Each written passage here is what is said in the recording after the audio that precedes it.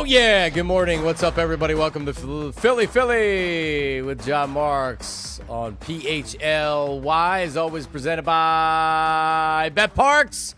We're live on a Tuesday morning. Tyler Zuli is with us this morning. Joining us as well, courtesy of BlackGritty.com, is Black Gritty, who's been up all night, juiced up after the Phillies get off the schneid. Black Gritty, where were you when the Phillies bunted their way to victory? Red October. Oh, wait. I'm sorry. I apologize. I just went out partying all night long. It's been ridiculous. It's a great time. The Phillies are 1-1. I don't know if they're like 9-0 and 9. Whatever the number is, they're 1-1. We're starting over. Reset the whole count. The last 10 games don't matter. World Series or bust. You heard it here first. We're getting into the season. Johnny Marks. I texted you last night, and I was expecting the World Series, but then you gave me the what are those eyes? Because I use them. I don't know how to describe it. John Mark, I was so sad when you texted me. I just like, what am I doing with my life? Every night I'm just depressing myself watching the Phillies, wasting my time. I don't have anything better to do. I really thought last night, like, man, I don't have anything better to do in my life. We're in the 10th inning, and I am a loser, Johnny Marks. And they pulled it out. They pulled it out. The first time since May 16th, 1952, and I remember that day vividly, that the Phillies had 2 bunt hits in a single inning. Richie Ashburn and Granny Hamner. Damn. I remember that. Granny was a great bunter. And that was at Shibe Park. So it's been, let's do the math here, 73 years since the Phillies have had 2 bunt singles in one inning. And you know what? They needed every single inch of that bunt to win the game. And really, like, Bryson Stott, was he even trying? Because that was like, if I get a base hit, or was that Kemp? Kemp was if I get a base hit. Yeah, because runners were on first and second. Kemp was if I get a base hit, that's awesome, but I'm trying to get the runners over. Stott just had a textbook great bunt. I mean, I looked into it. Kemp said, he actually said after the game, he hadn't bunted since 2021 in like Sioux Falls, South Dakota or something. He looks like a natural, Black Gritty. What a way to win the game. Johnny Marks, so you're a legacy radiosman. You're a professional. And old guys that have been watching baseball since 1944 call in every day, every week when we're struggling to say, chicks don't dig the long ball. Why don't we play small ball? Do these guys not know how to hit? We can't put down a bunt. And they get laughed off the radio by young whippersnappers and most radio hosts saying, that's not how you win games. Nobody wants to hear that. Shut up, grandpa. Get off my lawn. And last night, all the balls were the smallest, Johnny Marks. The smallest balls in America came through and got us that George W. Johnny Marks. Praise to the small balls. It's not always the size. It's the motion in the ocean, Johnny Marks. And they got that. When the second bunt came down, I almost broke my television. I'm like, this ain't real. That's why I got the Morpheus glasses on. I'm living in the Matrix, Johnny Marks. This ain't real. It is not. It was so amazing to win a game like that because that's all you ask for. Find a way to win the game. Does the team have any kind of strategy? Does the manager say anything? Is there any kind of conversation, or is it just go out there and swing at dirt and have your knees touch the ground? They actually had a strategy and a plan they implemented, and it looked so dang good, Johnny Marks. And they executed it. Yeah, you know what? I think it's time to like pinch yourself, Black Gritty, because remember what I used to be the whippersnapper that'd be like, you can't run with running the football and playing great defense. Shut up. It's not 1995. You need to be able to pass the ball. You can't run the ball. Once you get to the playoffs, they'll stop you. You're going to need to throw the ball. And defense, like, man, who can? And then the Eagles win a Super Bowl and they dominate with running the football and defense. Now, small ball. So what do we need home runs for, Black Gritty? Small ball. Well, they are going to need some home runs. Do you know they had 15 hits last night? Let me pull this up. Rich Hoffman on our PHLY Daily had a really good PHLY Daily this morning. 16 hits, 15 singles. Runners in scoring position, I don't even want to look what it was. I think it was 2 for 12 or 2 for 13 or something like that. The fact that this was even a game, and I know there were only singles, so many missed opportunities by this freaking team.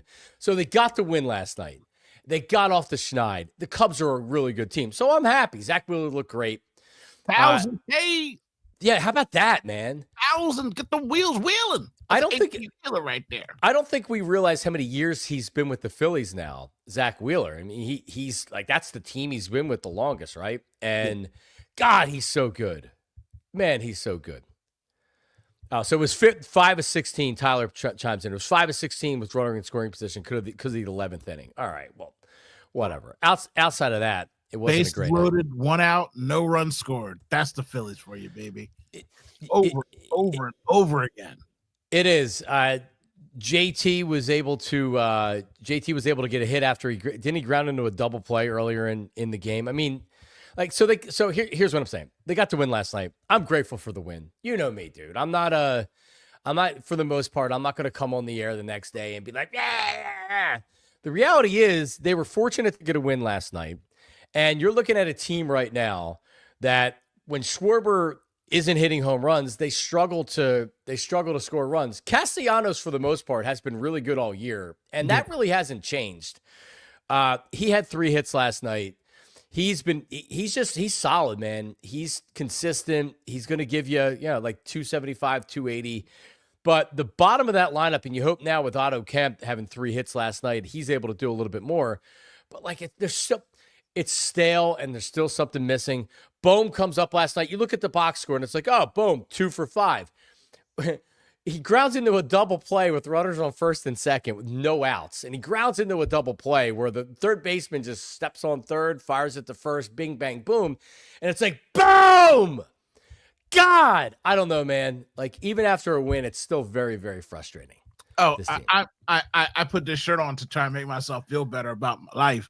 And again, I haven't slept. I was up watching Disney Plus all night because I just was like, okay, well, at this point, I might not wake up for my boy. I might snooze through the alarm. And it's like I said, I really sit there and I'm like, what am I doing watching these games? I'm wasting so much time. I could have went to a movie. I could have been a father.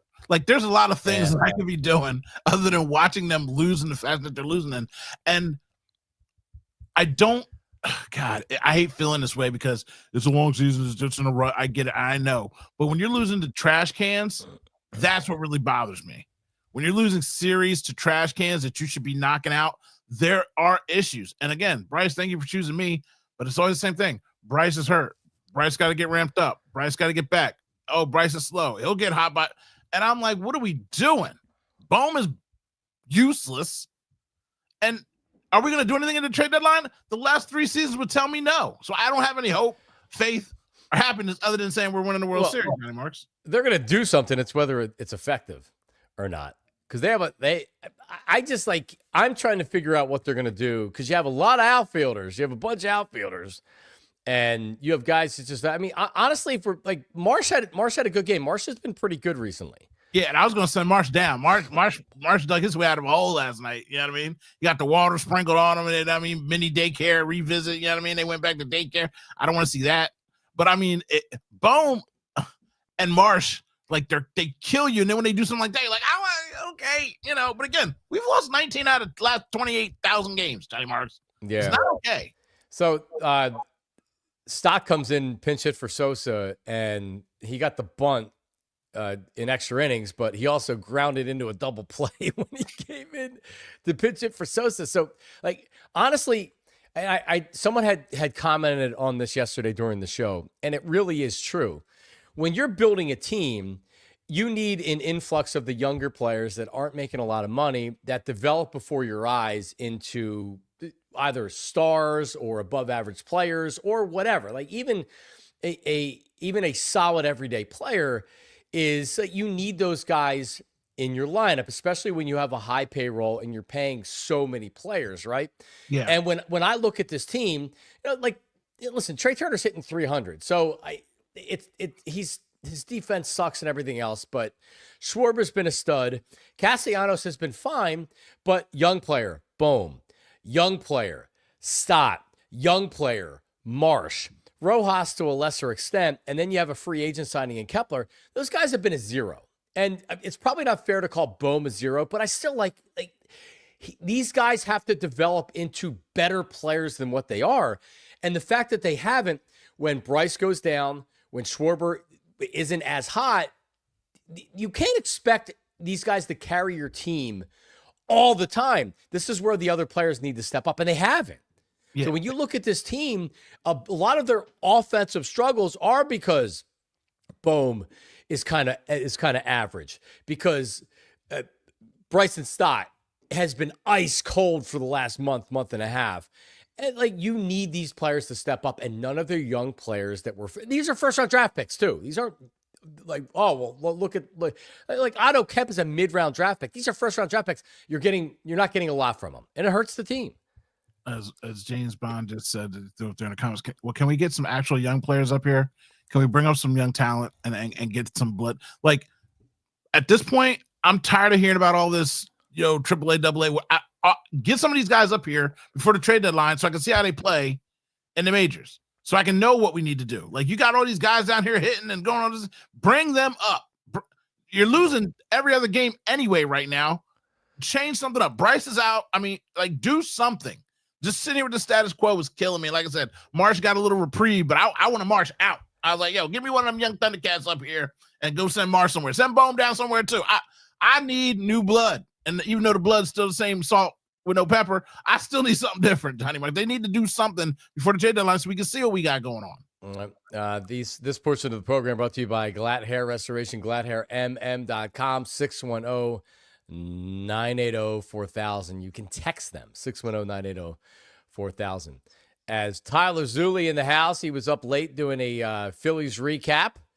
And Tyler, it's a relief to get a win, and the Cubs are a good team. Still, like, God, man, like, is this how we're going to win games? 15 singles. You have to get back to 2 bunts in an inning. Granny Hamner was watching and from the sky and loving things. A ridiculously unserious baseball game last night. And I will say this. I am going to take the win over a good team because they have played really poorly. The Phillies have over the last 2 weeks and lost to teams, as BG just mentioned, that are dumpster fire organizations, including Pittsburgh, and getting swept out by Pittsburgh. So I'm going to take the win for what it's worth and for what it is to be like a stopgap for this 5-game losing streak. But I will say this too. I don't believe the Phillies won that game last night. I believe the Cubs lost that game last night. The Cubs had opportunities, or the Phillies had a million opportunities that the Cubs battled out of. Matthew Boyd, I'll give him credit, had a couple of couple of chances with bases loaded, with runners in scoring position. He pitched well. I will give him credit. Induced a lot of ground balls and a lot of double plays when he needed to. So good on him. But I will say this. I think the Phillies up into the 11th inning, like when I was writing my recap, my script for my recap, I deleted half of it because it was all about, well, Wheeler was great, but not enough. And they found a way to pull it out. So I'm not going to sit here and complain about it, but I don't necessarily think it was a good baseball game last night. I think it was a completely unserious baseball game that the Phillies found a way to make one more positive impact than the Cubs did. Yep. Yeah. So Tanner Banks, Zack Wheeler, it's like, oh, he's got 103 pitches and it's only the 6th inning. Oh, like, oh, geez, now you got to go 3 innings in a 1-run game. And I think it was the 7th inning. Was that when they had the opportunity for an insurance run? I think they had runners on first and second with nobody out. I forget the exact, but it was one of these instances where it's like, damn, you could have really used that run because now you got to go to the bullpen. Banks comes in, has a good inning, and then Strom serves up the home run. So it's like, Christ, now it's 2-2 and it's tied. And now you're staring down the barrel of Kerkering, Romano, and Carlos Hernandez.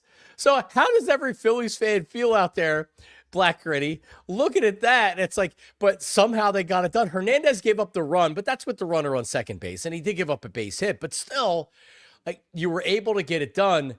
But man, like, just when you start to feel good about the win, then you look at the freaking bullpen and you're like, oh, geez, this bullpen sucks.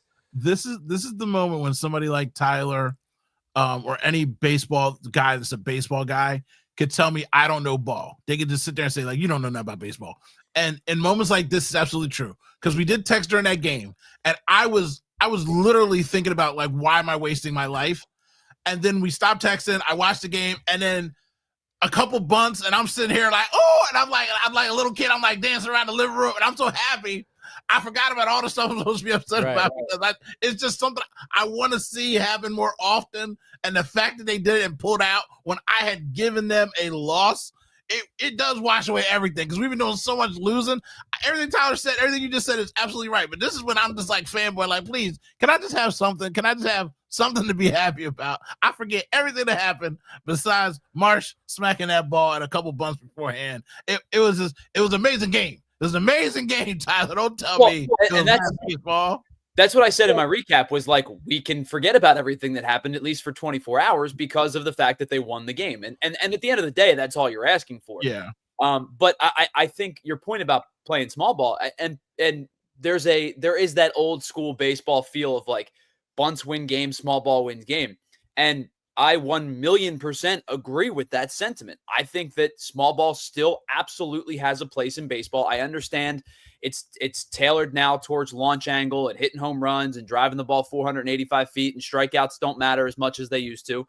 There is still a place for executing hit and runs, for moving runners over, for putting runners into scoring position. Now you have to capitalize, and they didn't do that for the first 10 innings of the game, but put yourself in a position to succeed and good things can happen. So I do think small ball and moving runners and a well-executed productive out, those types of things are still important in this game, and they don't go away just because it has trended towards launch angle and things like that. Those things still matter. So the next time bases are loaded and there's no outs and that next batter doesn't come up and bunt, I'm going to drop kick somebody. I'm going to go find the smallest person I can find and drop kick them. I don't really feel like fighting. I feel like I somebody out. No. But like, why don't they do it in the middle of the game? And again, I know why they don't, but I'm like, you are so bad at executing. Now this is hyperbole and it's not factual. I've never seen more 3 guys on base and no outs and 1 out and not getting a run in my life than I've seen with these Phillies the last 2 seasons. Like, where bunt the ball. If y'all can bunt like that, next time is your bases are loaded, bunt the ball. Come on. First and second, nobody out in the middle of the innings in a close game. I understand you don't want to give runs away, but I do think there is merit towards it. And I also think there's value to, like we just talked about launch angle and things like that. With the bases loaded and nobody out, you can lift the ball to center field. Sac flies still matter too. Like, manufacturing runs is important, especially in close games like we expected it to be. Wheeler's been great all year. Boyd's been great all year. We expected not a lot of runs, and that's what we got yesterday because they both pitched well. I think there is merit to all of those things. And if you have the bases loaded and nobody out, sure, you can lift the ball. Can't be a pop-up, though. It's got to be lift the ball to center field where it's deep enough to score the run on the sac fly. There you go. Otto Kemp looks like he's here to stay. 3 hits last night, 2 infield hits. Did have the single in the first, scored a run, tried to pick him off. Ball gets thrown away. So, but like to your point, this team right now needs some energy. There's a staleness to this team, and bringing up a younger player, Justin Crawford would be the other young player that you can bring up. Please. But like, you also have to subtract from the outfield. And that's like, I'm not saying that like that it's a numbers game at that point. So who's going down, right? Like, Kepler's making too much money. I doubt, like, and it's only June. They're not going to designate him for assignment. Marsh, I was with you. I was ready to send him down. I don't even know if he has minor league options left. Maybe you shouldn't send him down. And then Rojas, because if you bring up Crawford, then you don't really and you send down Rojas. Now you have another, like, you're 2 left-handed heavy in the outfield as far as your reserve bats. So, like, it's weird. Your outfield kind of sucks, but it's a logjam of guys that suck. You know, you have a bunch of guys that suck, and you don't know which one to get rid of. I don't know. It's not a good spot to be in, Johnny Marks. It's not a good spot to be in. It's not. I got tickets for Saturday. Okay. 405. Yeah, went on the Game Time app. I was looking at prices, and I'm like, you know what? So to get 2 tickets, it's easy. To get 5 tickets, it's like, all right, there's not a ton of inventory out there right now. And I'm like, all right, well, we'll do it. So we have outfield seats on Saturday. Nice. So I'm excited to go down. The problem is when you look at the iPhone forecast, because it's the summer and it pretty much rains every day. Apparently. I don't know if Saturday means it's going to be a rain event all day or it's just going to be thunderstorms or chances of showers. Yeah. So you spend that kind of money on 5 tickets and going down there. You know, I got a soon to be 4-year-old and 2 other kids. I ain't waiting out rain delays, bro. But I'm also not wasting $500 worth of tickets. Yeah, as well. So hopefully the Army has fun. You know what I mean? Take some ponchos.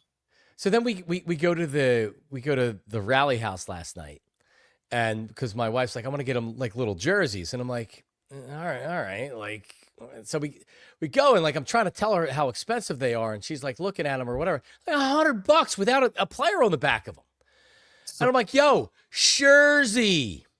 So first of all, jersey. Second of all, dude, I'm buying. How do your kids not already have like a jersey or something already? Grow out of them. You know what I mean? Like at this age, when we get them stuff, you have to like the baby has everything because she's got 2 older sisters that whatever. Yeah. So she's always going to have something. But we had some jerseys, and then so like right now we're at the stage where none of the jerseys or anything else really fits them. We have a ton of Philly shirts. But man, I'm a horrible dad. I was buying Leah like full grown, like adult size women jerseys that she could still wear to this day. And my whole thing was, yo, tuck that joint in. I don't know what it was. I wasn't buying multiple jerseys. You know what I mean? I wasn't buying multiple jerseys. She's got a Ben Simmons rookie jersey that she could still put on and wear right now because I bought it big. Dude, buy bigger, tuck that thing in, fold it, put a little bobby pin in that thing, clip it off, or tie it with the little knot thing and have them wear. She was wearing a gown. She was wearing gowns to basketball games. Yeah, you gotta make it work. Well, guess what? She's 18. She still got the same dang up. Because I get the authentic. I do spend $150, whatever. So I get the legit sewn on whatever. But dude, she was wearing muumuus out there at games. I'm not doing it, Johnny Marks. You got too many kids, bro. One and done. You know what I mean? You better love Bryce Harper for the rest of your life. Well, that's the other thing is that there's not really like, unless you go Schwarber or Harper, who are you buying? Yeah. Zack Wheeler's not like a fun jersey for a. It's not a fun jersey. You know what I mean? You want Otto? You know who it is? Maybe Otto Kemp. Because Stott, like there was a bunch of Stott jerseys, and I'm like, nah, no Marsh. Like, so who else are you gonna buy? You know what I mean? And they're saying Harper. I'm like, I know, but like, I don't know. Oh, Harper's gonna be here 13 years. I know he is, but I'm also not. I'm not to get the obvious. I should just get Harper for him because Harper's the best. And 3 looks good on slender kids, like the single number is good. It does. All right, we're gonna have to go Harper. There you go. I don't. Who else you got? Like you're going Chris Sanchez. You can't get any of the pitchers. Roy Halladay you can get. Cliffley you can get. I got Lee an authentic jersey with Stone on the back. You know what I mean? And the best part about that was when we went to the Super Bowl that year, and I got because her number is number 11. She likes 11. Right. And so I got an 11 with Stone on the back and with the Super Bowl patch, and everybody's like, "Oh, Carson Wentz sucks." And she's like, "Who's Carson Wentz?" Who's Carson Wentz? I'm like, "Oh man, that worked out great." I didn't know it was gonna work out like that because I was like, "You want a Carson jersey? You want your name on it?" I want our name on it. I'm like, "Good call. She made a good decision." So John Pierce just put something up there and said you can get Wheeler. Listen, I love Zack Wheeler. He's an amazing Philly. He's turned himself into an all-time Philly, really. And it's actually funny. If you actually go to social media, which I never do, the other day I went to social media, I'm like, yo, Wheels got jokes. Wheels is kind of hip. Wheels is a hip dude. Like I'd hang out with Wheeler. So get him a Wheeler jersey. Yeah, he's got a funny way to him. Very dry. Yeah. You wouldn't expect it. Now the video that he put out with his wife when his wife was about to pop was it's like, yeah, he's got good personality. Yeah. I don't even think they know the name, but they're not. I don't know. They're not jonesing. My youngest daughter, we're gonna have to come up. My wife did a Nick Castellanos shirt, because she makes and sells shirts and stuff. So when she was like 1.5 or 2, you might remember this from the radio. Her from Northeast Philly couldn't say Nick Castellanos' name. Castellanos. Yeah, I couldn't figure it out. But Bella, at age 18 months, could say Nick Castellanos. So it's become her favorite player. It's just kind of as a joke. So anytime we're watching the Phillies, she's looking for Castellanos to see what he's doing. So we got outfield seats in large part. We're in like right center. So she can yell to Castellanos on Saturday. And I was thinking about making a sign that we can put up so we can get Castellanos to look up at her or something. Be kind of cool. All right, let's do this. All right, more Jersey talk on the other side. Also, the 76ers draft's coming up very quickly. A lot of times when you look at it's like, all right, there's a lot of stuff out there. A lot of it's BS because trying to stir the pot, trying to take, people off the center, what the Sixers are trying to do. I honestly think anything could happen at number 3. We'll talk about that. We have some Eagles news as well. That's all ahead.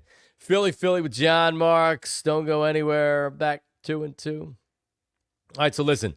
Let's talk about GLAT Hair Restoration by Morgenstern Medical. So you hear me talking about GLAT Hair and the experts in the industry and everything else, but maybe you haven't heard about this. And I actually talked to the hair team. I'm like, do we even want to mention this?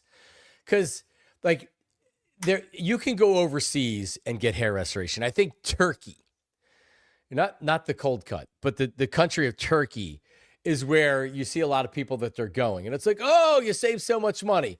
So, all right, listen, you're flying over to Turkey. It can't be cheap. You have to get accommodations and hotel or whatever.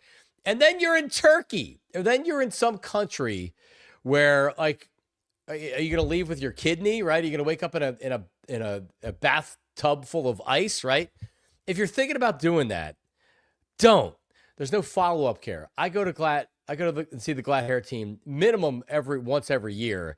There's no maintenance care. What happens if you have further hair loss, right? Like it's one and done, set it and forget it, then you're gone. You got to go back to Turkey if you need to speak to more experts, right? So listen, my hair looks awesome. And that's not just because of hair restoration that I got. That's because of the follow-ups. That's because of the Nutrafol that I take. That's because of the TED procedures I get done. Maybe you've had some work done. Maybe you've had hair restoration or something done elsewhere. Contact GLAT Hair Restoration today because they can be your aftercare. And they're right there in Bala Cynwyd. You're getting board-certified surgeons with over 30 years of experience, and you're actually talking about U.S. safety standards, not something you're getting overseas. Text your photo to 610-980-4000. Say, hey, here's what I'm working with. 610-980-4000, GLATHairMM.com, G-L-A-T hairmm.com. GLAT Hair by Morgenstern Medical. Get your hair back into the game with GLAT Hair. All right, let's talk about, and we'll have it coming up here. Did we win last night? I know I had the Phillies on the money line, so I hit it, and we hit on Friday as well. But BetParx and the BetParx app. Listen, get to them right now.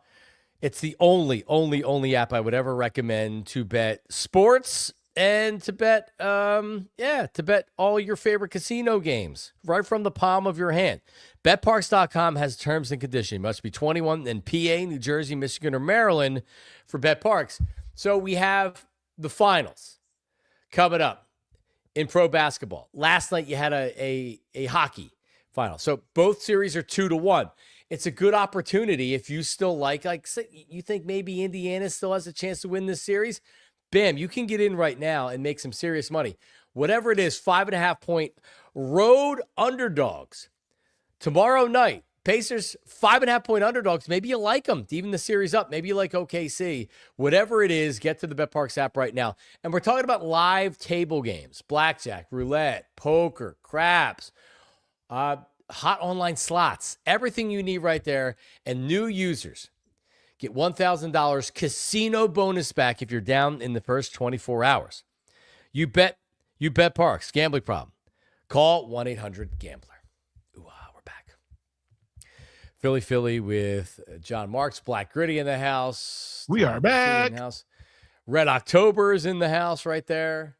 I'm trying to will it, Johnny Marks. I'm trying to will my joy and peace. So I have a t-shirt idea for my wife, but it's stolen from somebody else. And it's, and I don't know who they are, but a buddy of mine sent it to me and he's like, yeah, look at this t-shirt. I'm like, it's a good idea. So it's Otto Kemp and it says, get in the zone, Otto zone. And it has like an AI picture of Kemp with the mustache. Although he doesn't have the fuller mustache right now that he was rocking in the minors. I don't know. We got to get it. I didn't hear you stole it. It sounded like you made it up to me. That's how the internet works. My favorite thing is like everybody's like, oh, you stole that idea. I'm like, do you know that there's only 4 love stories ever told and you watch the movies every time and girls cry about the same thing every time? Rich guy that she should go with, scrappy guy that's a loser she goes with. Like it's the same story. Beauty and the Beast. She should have went with Gaston. Gaston had muscles, blue eyes, a job, and the whole town was on his jock. And she went up with the grizzly bear. Like every story you've ever had is the same time, Marcus. You ain't stole nothing. I didn't hear nothing. Get in the zone, auto zone. Yeah, if Philly Sports Pie brings up, the series is tied 1-1 in the NBA. I apologize. Yep. Game 3 is in Indiana. They're getting swept the rest of the way. It's OKC in 5. Yeah. Yeah. Well, that's where my money's on. So I need it to happen. First of all, for my bank account. Second of all, yes. They get blown out every game, and the Pacers can't come back every game like that. They can't do it. They can't stand it. They're not going to win. They're not going to win the series doing that. No. To your point. Yeah.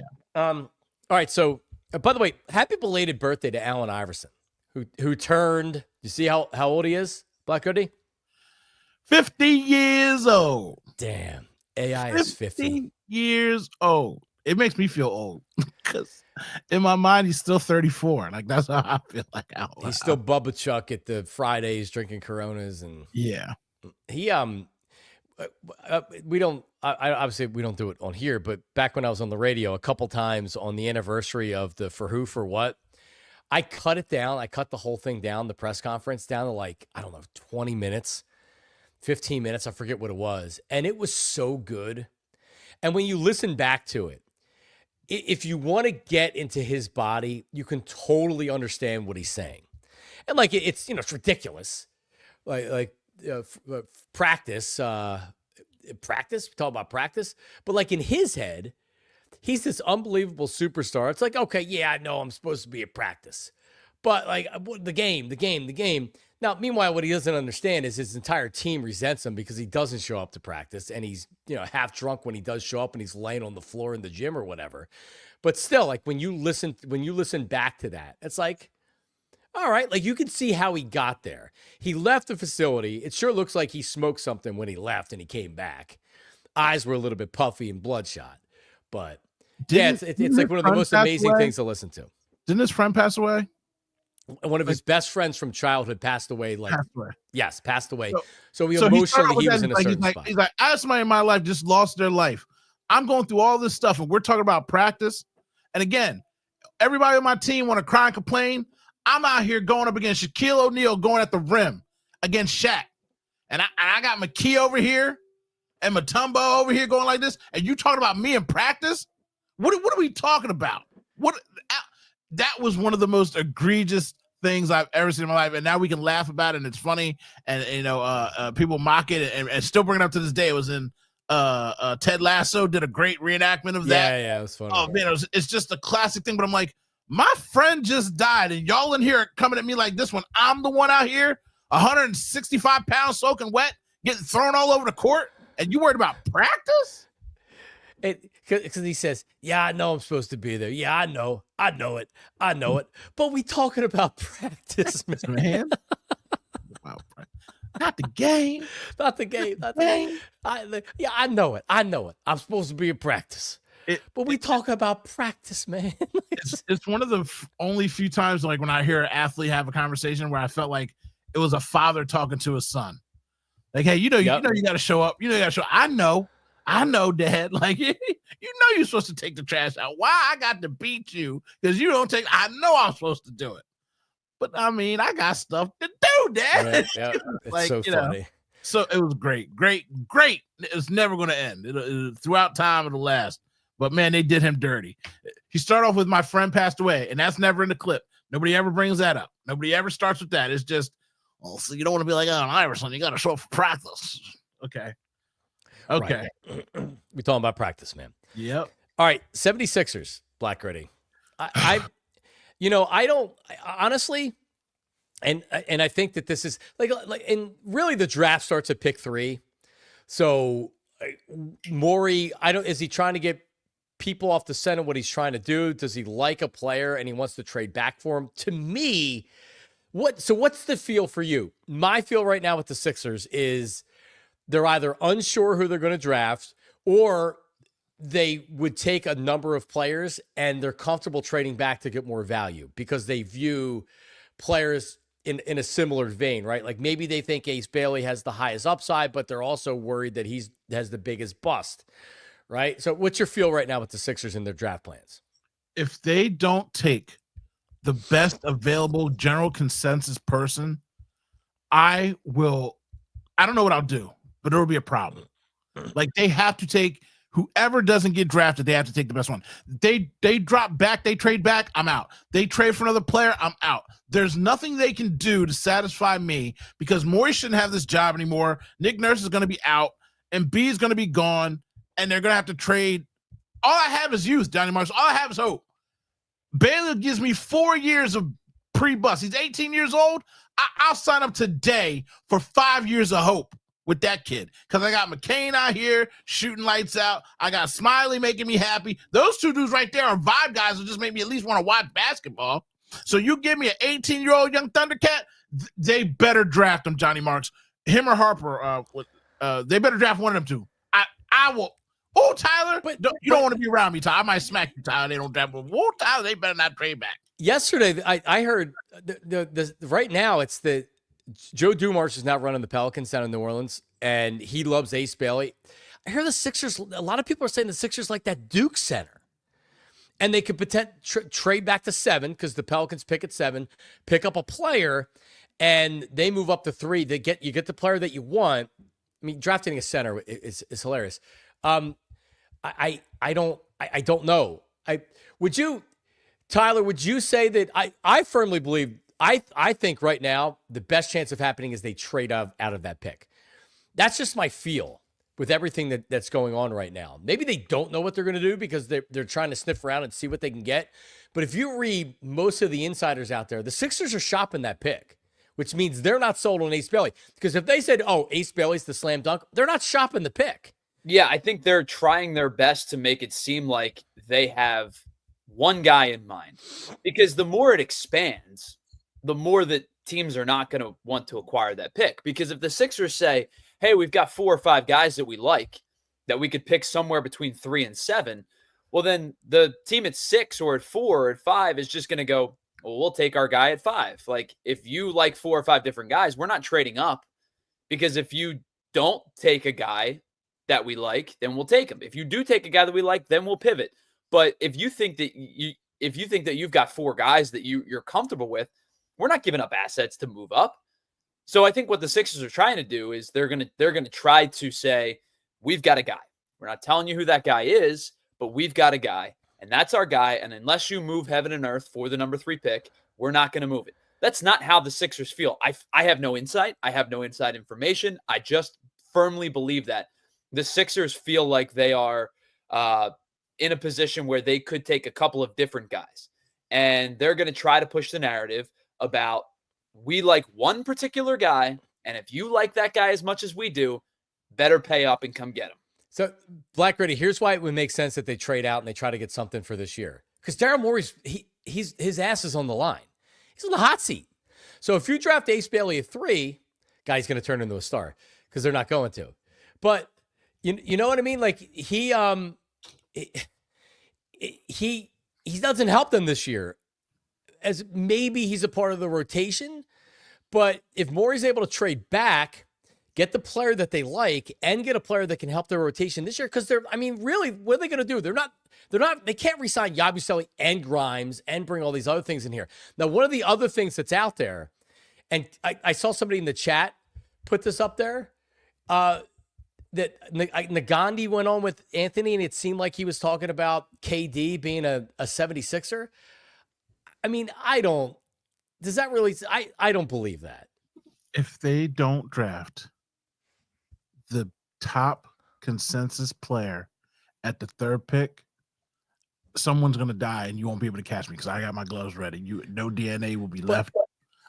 Johnny Marks. I don't think there's a consensus player, though. There is a consensus player. It's the top 3 players. Everybody says the same 3 players. Every outlet, every board, everybody. The top 3 are the top 3. And I've been hosed out of, smoothed out of. Ooh, I'm trying not to cuss a lot. We've been tricked. Let's trade this guy. We don't get Tatum. I can go down the list of the Sixers thinking they're outsmarting people and moving people and then getting the wrong guy. If you don't take Harper or Bailey, someone has to die, Johnny Marks. I can't. We can't do it. We can't do it. I don't want anything. I don't want OKD. I don't want anybody from the freak off in New Orleans. I want an 18-year-old possible phenom. That's what I want, John. Oh, my God. This conversation. Wouldn't it be more fun if they didn't draft him because Maury's worried about this year and he turns into the star? No, it wouldn't be fun. Well, it wouldn't be fun, but it would give us a lot of content. Of the smartest man in the room syndrome. But I will say this to your point, BG. I think this: if they take Ace Bailey and Ace Bailey ends up being a bust, then it's just another player in a long line of players that did not work out for the Sixers.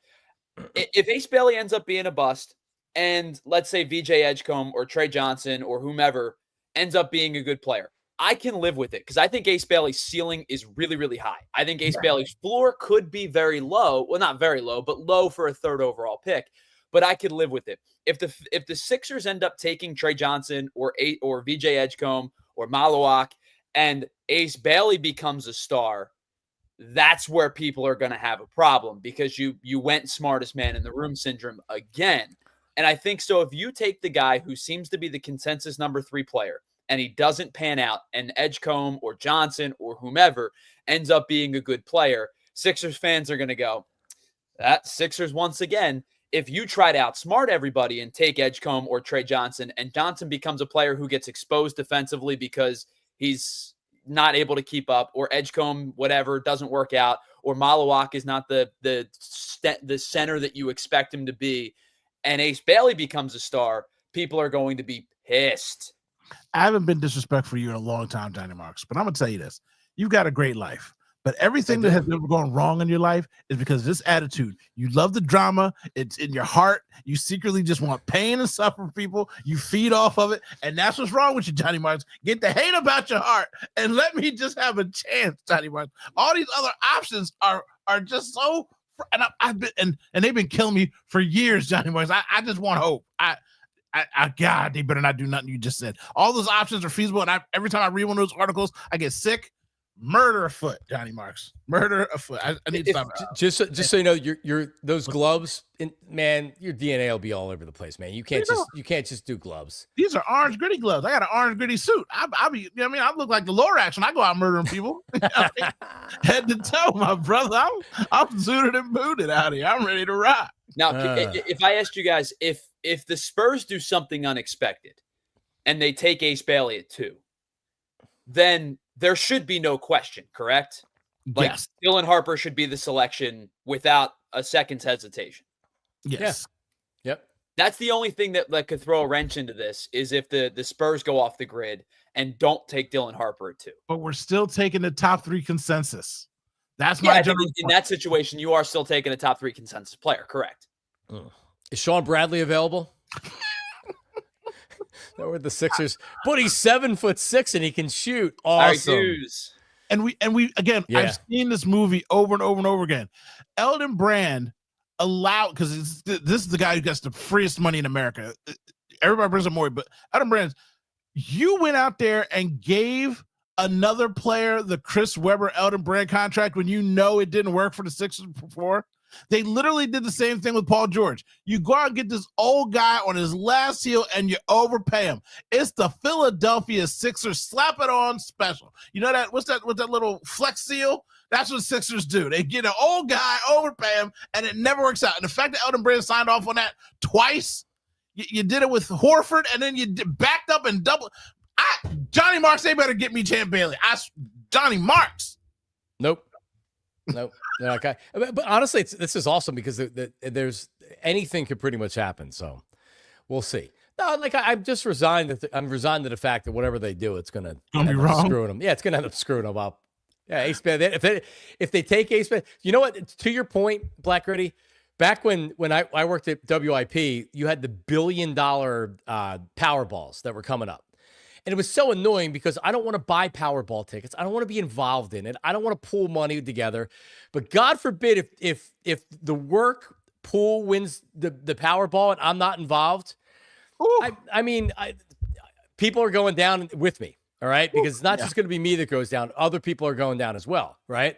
Yep. So just because of that, I have to keep contributing. And then they don't win. And it's like, oh, more money, more money. It's like, would someone win this so I can stop buying the tickets? It's the same thing with this. Yeah. You take the player almost so, because if you don't, he's going to become a superstar. If you take him and he sucks, that happens all the time in the NBA. Yep. You know what I mean? You get bust high in the draft all the time. You almost have to take him just so he doesn't become a superstar elsewhere. And that's my point. It exactly has to happen that way, because they hit on McCain, they hit on Maxey. Like, they obviously, to be fair to Maury, he has done well at drafting. Like, he has found guys to draft. I don't care about none of that. I don't care about none of that right now. I look at Tatum, and I think Tatum's soft and he's a loser, but I'm like, I could have had that. I could have had a functional player who's generally healthy. You know what I mean? So all right, we'll come back. BetParx Parley of the day, and then an Eagles nugget or two. It's Philly Phil with John Marks, Black Gritty in his house today. We're back in 2 and 2. Don't go anywhere. Listen, Empire Today is your best bet for a new floor. All right, why? Well, because they do flooring. They're experts, right? Like, that's all they do. So if you're looking to get new flooring, why would you go to a place that does this and does a little bit of everything when you can go to Empire Today and they bring the showroom to your home? So you're looking for hardwoods, laminate, carpeting, whatever. You're going to know what it looks like in your space, in your home, with your lighting, with your walls. The color of your walls matter to what a floor is going to look like. Your furniture, everything's going to look. You go to a showroom, you don't know what that's going to look like in your home. They have different lighting, everything else. They bring the showroom to your home and they take precise measurements. So you know what it's going to look like in your home with your stuff. And then you're getting all-inclusive pricing, right? Like, there's no games. There's no pricing games. You're not worried about any of that stuff. There's no surprises. And if you want, you can schedule installation as soon as the next day. Empire Today. You want to save $350? Check it out. EmpireToday.com/PHLY. Restrictions to apply, but a $350 discount. It's a free in-home estimate. You don't have to worry about taking the kids out on a Saturday afternoon to a showroom. They come to you when you want. Schedule your appointment today. Empire.com/PHLY and get that $350 off. Empire Today. Hoo-ah. All right. True Mark. Listen. And I owe my girl Mary Ellen a visit to True Mark. My True Mark branch is over in Trooper, on Trooper Road in Audubon. But like an amazing place if you're looking to be like, you know what, like, I'm not necessarily happy with where I am right now. True Mark Financial Credit Union is the best. So if you're a True Mark Financial already, you can get a free Greenlight account for your kids or your teens. And it is a great way and a simple way for them to learn to manage their own money. Maybe they have a job. Maybe they're just doing chores like my kids. So my kids every week on a Friday, they get a direct deposit. Yeah, they each get different amounts of money. They get the direct deposit and they have chores. So you can actually put on the app the chores that they have to do to get the direct deposit. And then it goes directly into their savings account. They also have a debit card with their name on it, which they think is the coolest thing ever. So when they decide that they want to buy something, they can go on Amazon or whatever with their own card and they can purchase it. Mom's birthdays, Mother's Days, things like that. You know, I'll transfer some money over and then they can make the purchase themselves. They're learning financial responsibilities. It's really, really cool. And it's free for all TrueMark Financial members. Head to TrueMark.com/greenlight to get all the details and to sign up today. TrueMark.com/greenlight. Don't miss the chance to set your kids up for financial success. Hoo-ah! We're back with Black Gritty from BlackGritty.com. Now, do you have merchandise? Do you have merch up there on BlackGritty.com? It's like all PHLY.com. There's great merch for ALLCITY. What about you? How's your merch doing? I do have merch. I gotta design some. I gotta get some AI merch going. I got some good ideas. I heard about this AutoZone thing. I might making sure that I heard. You can't steal that from me. I stole that from somebody else. You can't steal that from me. I can steal it. I bet. I think it's something. Well, how about this? Because I can honestly, if you like, you can almost do drop shipping, where I do the shirts, and then I ship them out, and then you just you make your money, I make my money, everybody's happy. The guy that we stole from makes no money. Your wife still got time to be doing shirts out here? I heard she's out here big time and she's busy. She doesn't have any time to do it. She still does it. That sounds like mom material right there. Yeah. We don't have time. We don't have time to do anything. We still do it. That's exactly how that. But goes. that's what I'm trying to do is like. So what I say to her is because she does a lot of stuff with, like local people reach out to her for businesses and for cheer and for baseball, custom stuff. Yeah, right. She makes custom stuff, which takes a lot of time because she's constantly doing mock-ups. My way of doing business is come up with a couple of designs, and then it's very easy. From there, all you're doing, you've already come up with the design. Then you just make your money. Rinse and repeat. Then you move units. Like I move units. She's doing like real roll up the sleeves work for organizations and businesses and things like that. So she spends way too much time doing that stuff. We can just come up with a design and try to sell like 500 of them. Yeah, and make our money. We got to get ourselves together, Johnny Marks. All right, yeah. Like listen, man. I do have to get myself together. All right, so let's do our BetParx Parlay of the day. Tyler, did we hit last night? We did. Yep. So that's 2 in a row, you know. It is. So, yes, you took the Phils on the money line. They end up winning. I took Luis L. Ortiz from the Guardians to go under 17.5 outs. He recorded 14 outs and threw a lot of pitches to do so. So that was another win for us. 2 in a row.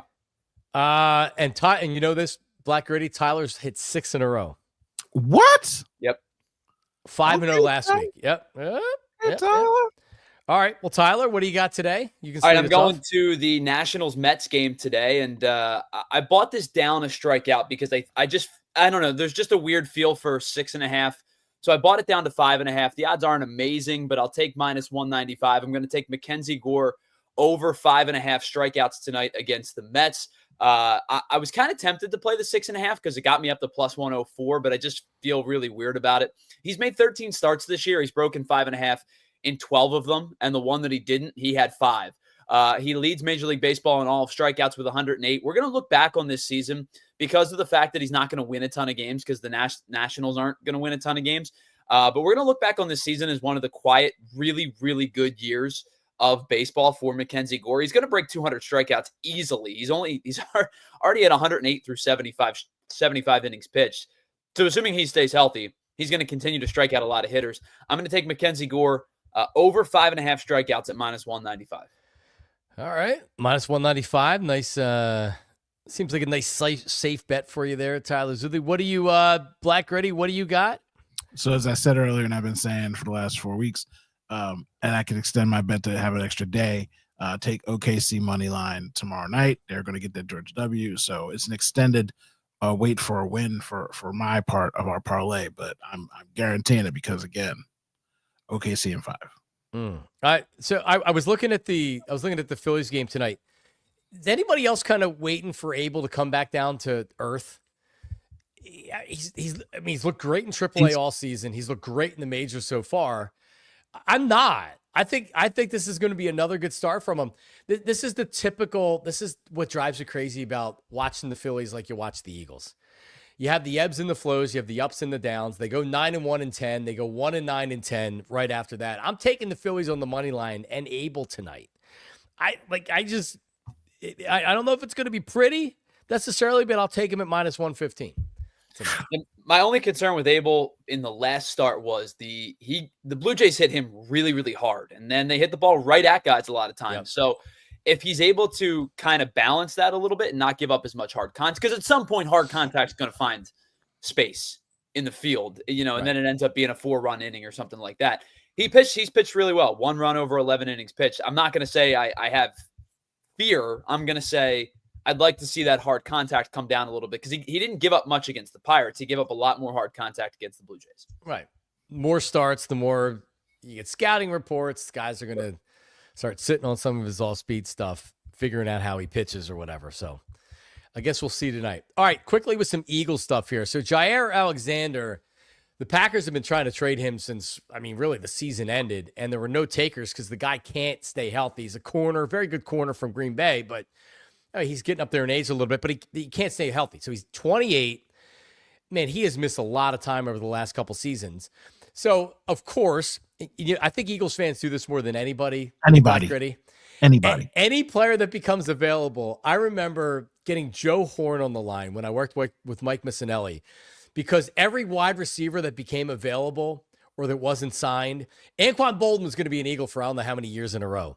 Joe Horn, like, we need Joe Horn. We need a wide receiver. Eagle, we've been doing this forever. Phillies fans do it. Jaire Alexander, to me, doesn't make... All right, here's how it makes sense. They have Keely Ringo as a starting corner right now. They signed Adoree Jackson to kind of be the insurance in case Ringo doesn't develop into the starter, struggles. At least you have a veteran body right there. I mean, it seems like, and nobody would know more than the Eagles that they think he's ready to take this next step. Signed Jaire Alexander to a $10 million contract. When you have a guy that you drafted, to me, they're giving Ringo the chance to be the starter. And if that doesn't end up working out, then you might have a little bit of trouble, but they're hoping you have internal candidates that can step in. Your thoughts on it, Black Ready? I was at the grocery store today, and a kid asked me about that. He's like, why would the Packers do it? I'm like, he's injured all the time. And he's like, oh, the Eagles going to get him? I'm like, you're right. Everybody's available. You and I have been drafted by the Eagles. You know, how he's going to call about us at some point.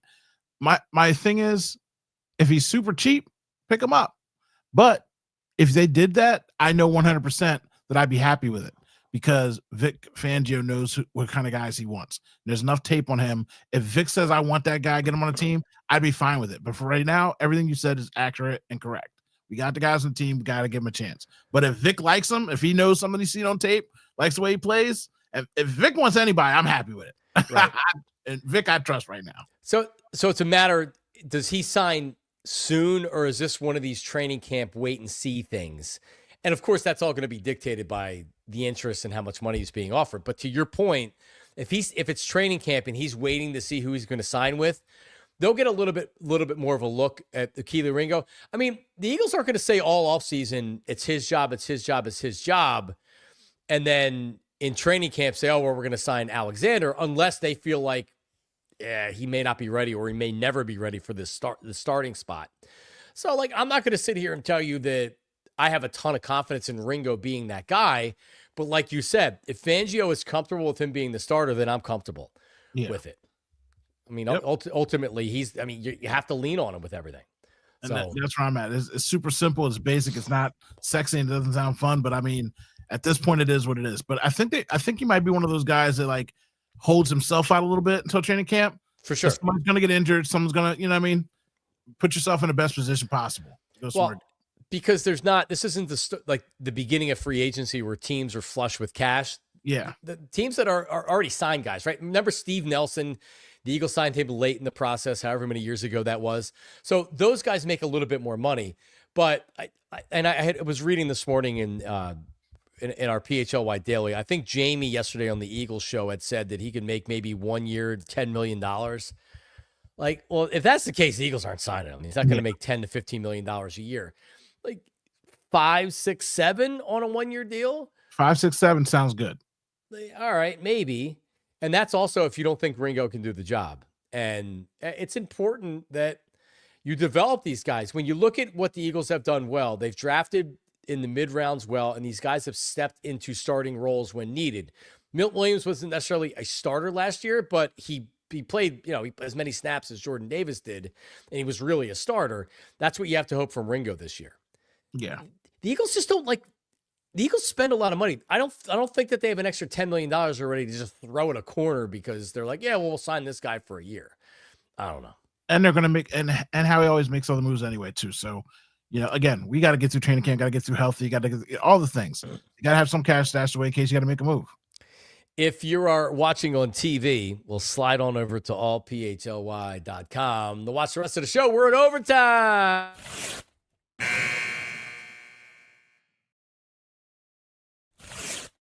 CJGJ keeps talking. They're Black Ready. He's with Houston now. He did not participate in the voluntaries, which seemed a little odd to me. I know he explained it that he's working out on his own and but so he spoke to one of the reporters down there in Houston, and he said it wasn't about money. If it was about money, everybody would have been gone. How can I say this the most respectful way? Saquon deserved it. Zach deserved it. But the reasons behind it, the fans don't deserve that reason. It's deeper than that. The fans don't deserve it. It's about the money, because if that was my case, my contract was safe. So I don't. So I'm one of the people that made a video and got hated on because they were like, you don't appreciate it. Like, he is a tool, and he is an aggressive tool. And sometimes I don't need the tool just breaking stuff. You know what I mean? Sometimes I need a little finesse. And we all, Saquon Barkley, we're going to screw you over for making history. Here's a cookie because you won the Super Bowl and you acquiesced. Because a week before he said, I'm fine with it, he said, I talked to my father, and for my legacy and for my name, I want to go for the record. And everybody said they wanted it except for Lane Johnson. And then to swallow his pride the next week to come out and say, it's about bigger things. It's not about, like, he's lying, but he did that to keep the heat and the pressure off of Howie and Laurie and the Philadelphia Eagles. Here's a cookie, take a couple billions. You know what I mean? Like, we know what it is, CJ. And you bark too much. You're too loud. You're too audacious. And I mean, you miss tackles. And that's not a that's not a Fangio type thing. I mean, the fact that, because he's a really good player, man. Yeah, I mean, you see it. The fact that they're willing on 2 separate occasions in 3 years to move on from him. And he just yap. He was fighting with Slay. I mean, clearly he's going to go to Houston. He's probably going to be a good player, and they're going to be like, move off of him in a year. Everybody moves off of him in a year. He doesn't stay around. Like, he hasn't learned. He hasn't grown up to mature to that level. Like, he has enough talent though he could stay somewhere. And it's not about the money. It's about his attitude. Right. Oh yeah, totally. Like Fangio was, because Fangio talked about it and he said he was fine with them moving off of CJGJ. And I got Jalen Carter now. So before, when we got punked out by the 49ers, I was like, where's CJ? Because CJ would have let that happen on the field. That wouldn't happen with him on the team. But now I got Jalen Carter. Jalen Carter ain't letting that happen on the team. And he's like 4 CJs rolled up into one. So we're good. He sure is. Tyler, do you have a video on demand today on PHLY Phillies? Yeah, we're gonna do a little Zack Wheeler deep dive. 1,000 strikeout for the Phillies last night. So we're gonna talk about why Zack Wheeler may end up becoming or turning into one of the greatest free agent signings in Phillies history. Wow. Ain't that the truth? What a signing. 1,000 strikeout with the Phillies, 100 career or 100 quality starts with the Phillies. That man has earned every dollar that he's gotten so far. Some people are saying Matt Klentak a better GM than Dave Dombrowski because he was responsible for that signing. I am not some people. Well, nobody's actually saying that. It's just Wheels up. You know what's crazy has been happening in the last 10 games, 2 weeks. Nobody mentions Aaron Nola. It's just like, oh, he does eat up innings. And I was like, man, anybody miss him? How the mighty have fallen. And he just got a new contract too, Dombrowski. I mean, is it Dombrowski or Dombrowski? Dom. Oh, Dumb. Okay, I got it. I said it right. Gotcha. Dombrowski. Yeah, how many people are pining for Aaron Nola to come back? Like, oh man, it's so rough. So rough, bro. Yeah, you get to bring him back, and someone's going to be affected by it that should be starting. Hey, maybe Luzardo can be moved to the bullpen if he has another start where he gives up 10 runs. That'll be fun. I hate it here. Somebody save me. I need help. Yep. World Series, Black Ready. World Series. Hey, Red October. World Series. All right, everybody, thank you. Anthony's live right now. Climb on over and check him out. Black, are you doing cheap seats, or was that just a one-off? One-off. We'll be back when the off season actually kicks up and starts going. All right, but you do Black Gritty nights on Tuesday night, right? Yeah. All as soon as I get my life together, I'm not tonight because I haven't slept, so I might sleep all through the rest of the day. So, all right. Well, we'll check you out. You'll find blackgritty.com. All right. Yep. All right, everybody. We'll talk to you tomorrow. See you. We all silly like the mayor.